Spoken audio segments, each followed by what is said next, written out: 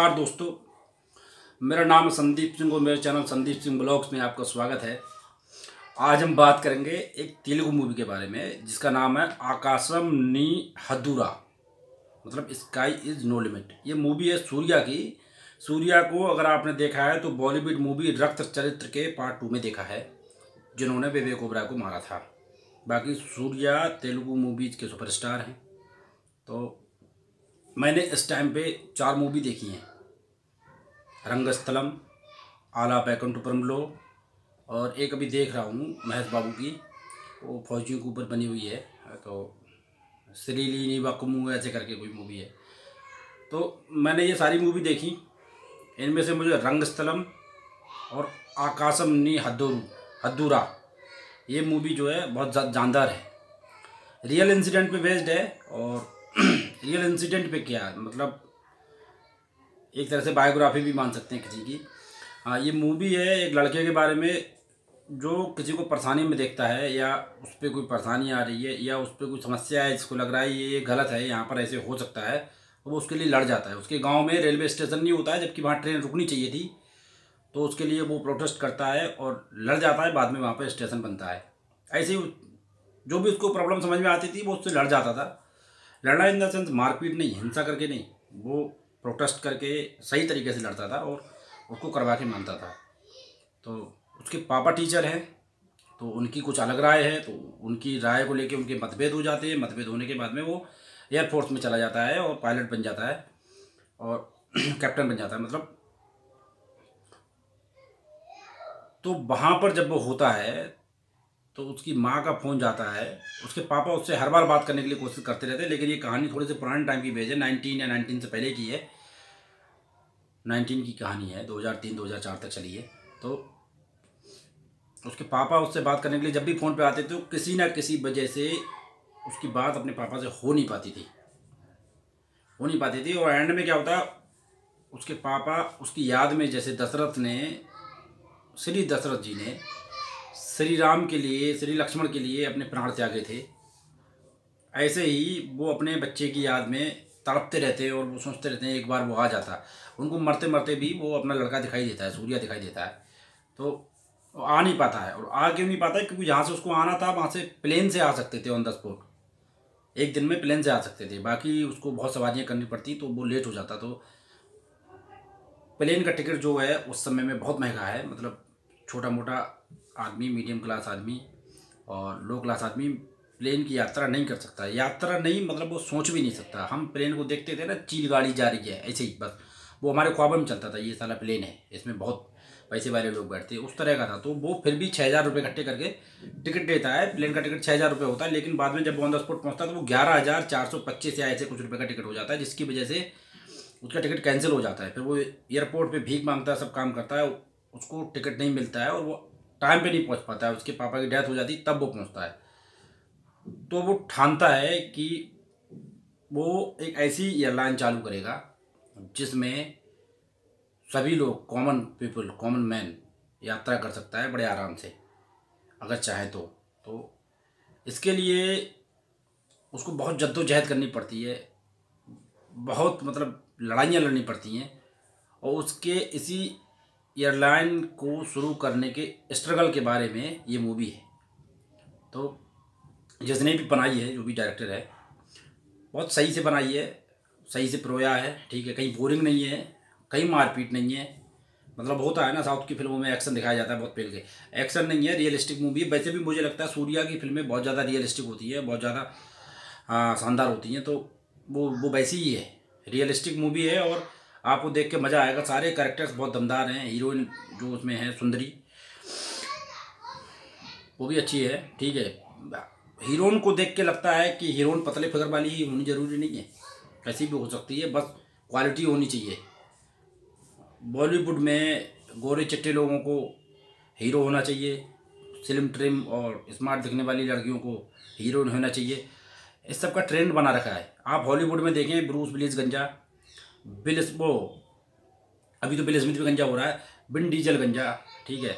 और वो हीरो है जिसकी मूवी है इक्वलाइजर, जो आवाज़ बढ़ाने वाला इक्वलाइजर होता है वो, और बुक ऑफ एली, वो तो नाइजीरियन है, वो देखो देखने में कैसा लगता है, लेकिन उसके बावजूद भी वो सुपरस्टार है। तो हॉलीवुड के जैसे ही बॉलीवुड ये साउथ वाली इंडस्ट्री भी है, इसमें क्वालिटीज़ को देख के मुझे लग रहा है वो लेते हैं, ऐसे नहीं ले लेते हैं ना अपना किसी को भी ले लिया, तो तभी उनकी फिल्में अच्छी बनती हैं और उनकी फिल्में थोड़ी सी रियलिटी पे बेस्ड होती हैं। ठीक है, तो मुझे बहुत अच्छी लगी।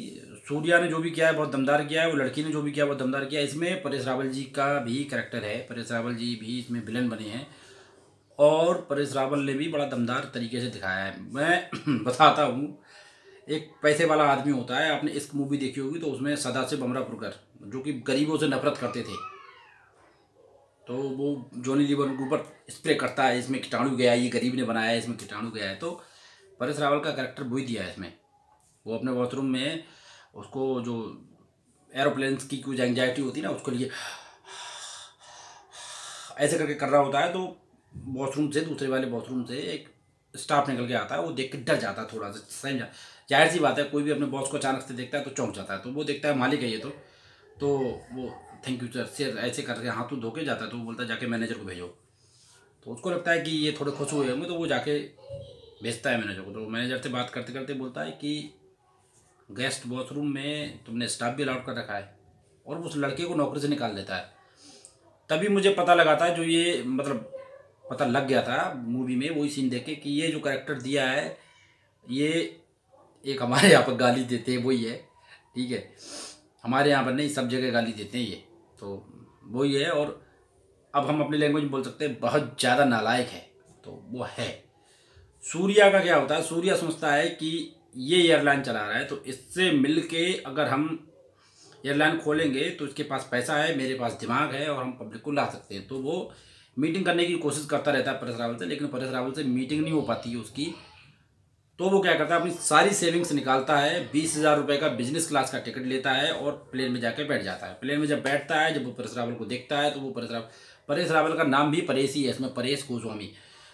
परेश रावल से बातचीत करना चालू करता है। परेश रावल जब हाथ मिलाता है, हाथ मिलाने के बाद तुरंत सैनिटाइजर लगाता है पैसे, वो किसी से हाथ मिलाता तो सैनिटाइजर लगाता है। जब वो अपना प्लान समझाता है, वो सुनता है, समझता है, उसके बाद में बोल देता है मैं नहीं करूँगा, अच्छा प्लान है लेकिन नहीं करूँगा। तो वो पूछता है क्यों? उन्होंने ज़्यादा करूँगा तो ये सब जो उसकी नज़र में, मेरी नज़र में नहीं, उसकी नज़र में जो गलीज आदमी है, जो लोअर क्लास आदमी है, ये सब प्लेन में चलेंगे, जिनकी औकात नहीं है वो भी चलेंगे प्लेन में। वो बोलता है और बोलता है इसको पीछे लेके जाओ। तो सूर्या बोलता है कि मैंने टिकट ले रखा है बिजनेस क्लास का, नहीं जाऊँगा पीछे, किसी ने हाथ लगाया तो उसकी हड्डियाँ तोड़ दूंगा।